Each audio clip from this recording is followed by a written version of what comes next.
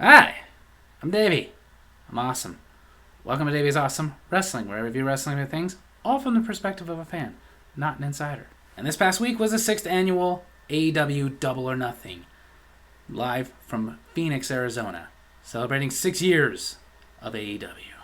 Let's get into it. The opening match was the finals in the Owen Hart Cup Women's Tournament. TBS champion Mercedes Moné versus Jamie Hayter. It was really good. Looked like it was going to be over when Jamie Hayter got a tombstone of all things onto Mercedes Moné that basically folded her up like an accordion, but she was able to barely kick out.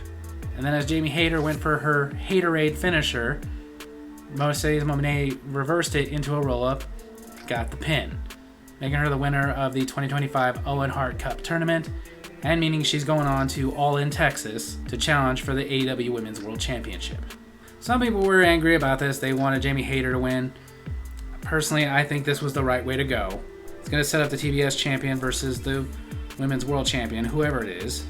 So I honestly was okay with it.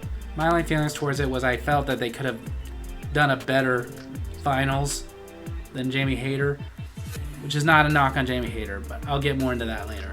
As far as this match itself goes, it was pretty good. Didn't end too strong, but it was pretty good. Give it a 3 out of 5. Yeah! And then, good old-fashioned rivalry of FTR versus Daniel Garcia and Nigel McGuinness. It was really good. It was a fight. It was brutal. Especially when Nigel McGuinness took the Shatter Machine on the outside. So much so that Tony Schiavone had to get involved to tell him, okay, enough. But this left Daniel Garcia alone, who got caught in a sharpshooter by Dax Harwood and didn't tap out, but passed out, making FTR the winner, which I think was how we knew it was going to go. You had one of the best tag teams in the game versus a makeshift tag team, but still, they put up a good fight. It's one easily a 4 out of 5. Yeah! Then a stretcher match. Ricochet versus Mark Briscoe. Of course it was brutal, it's a stretcher match. Although, most stretcher matches I've seen, it was you had to put them on a stretcher and get them up the ramp. This one, you had to get them on a stretcher and get them inside an ambulance. I thought we called those ambulance matches. Whatever. Of course, there were weapons involved, and some interesting weapons, like Mark Briscoe bringing out a bucket of cleaning supplies. Also, he could shine Ricochet's head. But it came down to scissors. Ricochet had scissors apparently all over the place hidden. Because he pulled out some, Mark Briscoe got a hold of them. Then he had more hidden, so scissors. But the scissors were able to get Mark Briscoe incapacitated enough for Ricochet to get him on the stretcher and into the ambulance, making him the winner in this brutal match, getting 4 out of 5. Yeah! Then for the AEW Tag Team Championships, the Sons of Texas, Sammy Guevara and Dustin Rhodes, versus the Hurt Syndicate, Bobby Lashley and Shelton Benjamin. It was pretty good. Didn't have any expectations that the Sons of Texas were going to win the titles. Would have been cool because they would have been double champs, but nah. At one point, the newest member of the Hurt Syndicate, MJF, offered Shelton Benjamin his Dynamite ring to get the match over with, but Lashley refused to accept that kind of help, but later accepted his help when it came to spearing Dustin Rhodes through the barricade, leaving Sammy Guevara by himself with Shelton Benjamin, who was able to get the pin, the win, and retain the tag team titles for the Hurt Syndicate. I will say this, I'm still not a big Bobby Lashley fan, but with the addition of MJF to the Hurt Syndicate, it's getting a lot more interesting. Excited to see where it goes, but I wasn't super excited about this match. Even though the Sons of Texas are a good tag team, this match in and of itself easily got a 3 out of 5. Yeah! Then for the Continental Championship, Speedball Mike Bailey versus Kazuchika Okada. Not much to say about it. I mean, it was really good. Great back and forth between the two. But like I said, just a straight up wrestling match, so nothing really to point out, except that it was a good wrestling match. It was entertaining. So Mike Bailey went for the Ultimate Weapon, but got caught in a drop kick by Kazuchika Okada, who then did the Rainmaker, got the pin, the win, and is still the Continental Champion. So, where it was good. Not great, just good. 3 out of 5. Yeah! Then for the AEW Women's World Championship, Mina Shirakawa challenging Timeless Toni Storm. This was a great match. Mina Shirakawa told a great story working the knee of Timeless Toni Storm, who got her knee injured the previous night on Collision.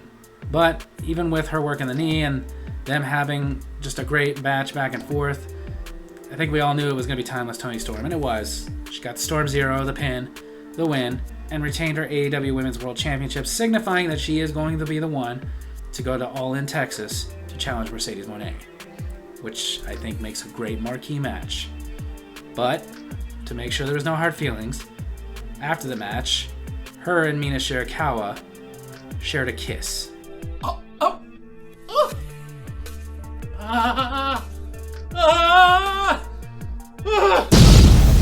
So there's that. This match, though, yeah, it was very entertaining. 4 out of 5. Then the match that always seems to get anticipated at Double or Nothing. Anarchy in the Arena. With the team of Swerve Strickland, Willow Nightingale, The Ops, and Kenny Omega versus the Death Riders and the Young Bucks. This is the first Anarchy in the Arena match to feature a couple of women. And there was so much going on that we had 4 screens sometimes showing us the action. Not to mention, to be entertaining again, Tony Khan apparently spared no expense on music, as we had a couple of songs playing during the match, like I'm So Excited and Let the Bodies Hit the Floor. But the big mentions to me are, for one, the return of Hook, who came out to attack Cesaro, but refused to get in and help the Ops, signifying there might be a little bad blood there for them replacing him. I don't know. We'll see how that unfolds. But of course, the newest Death Rider, who wasn't officially in the match, came out, Gabe Kidd, especially because he hates Kenny Omega. But probably the most surprising one, we didn't expect him to get involved, especially because he'd been in a brutal match earlier. Mark Briscoe came out covered in dried blood. But then even the ending, I know I've skipped a lot of stuff. There's only so much I can talk about in a review.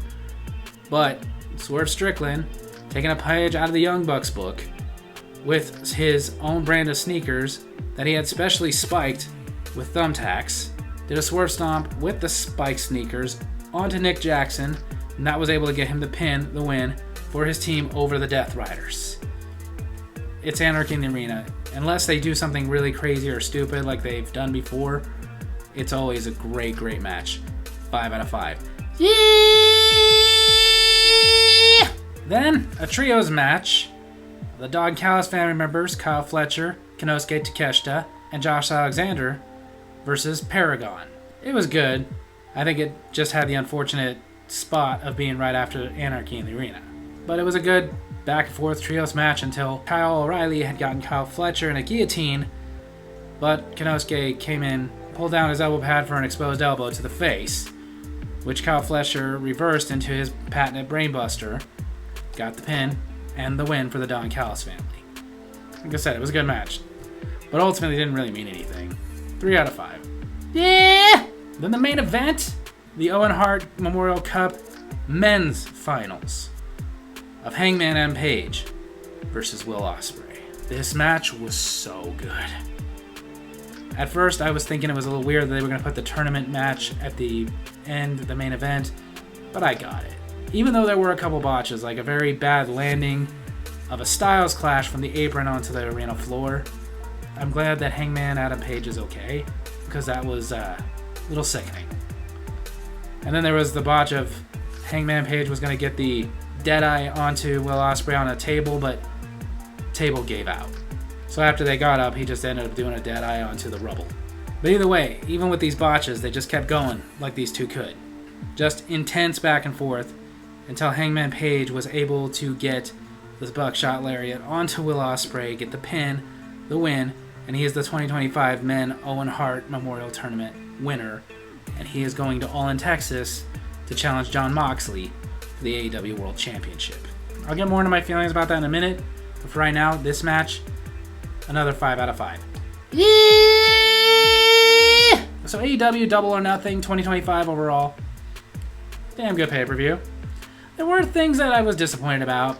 Like, I do feel like for a pay-per-view of this magnitude, like this is one of their big four, should have had a world title match at the end, but instead went with Anarchy in the Arena, and I understand that.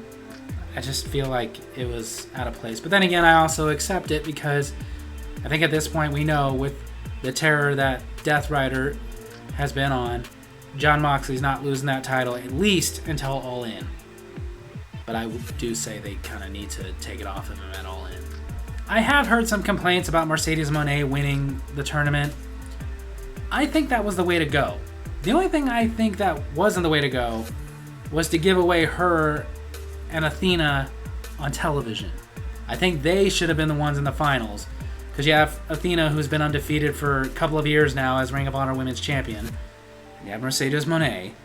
To me, that could have made a better marquee match at Double or Nothing. But her and Hayter was still a good match. But ultimately, a lot of people complaining about it, saying Hayter should have won.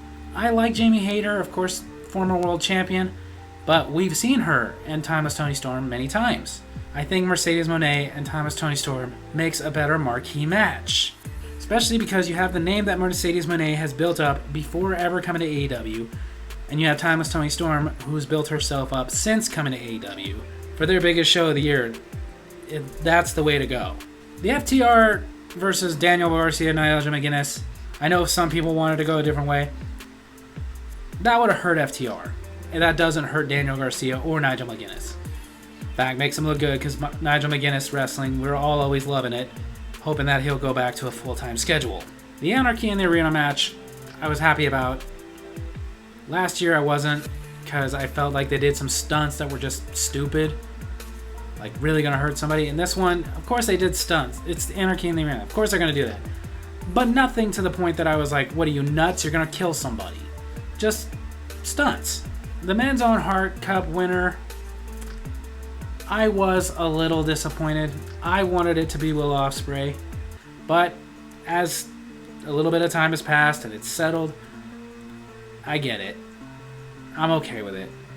As big as Will Ospreay is, maybe him and Jon Moxley, not as big as Hangman and Page and Jon Moxley. So hopefully Hangman Page will get himself a second championship.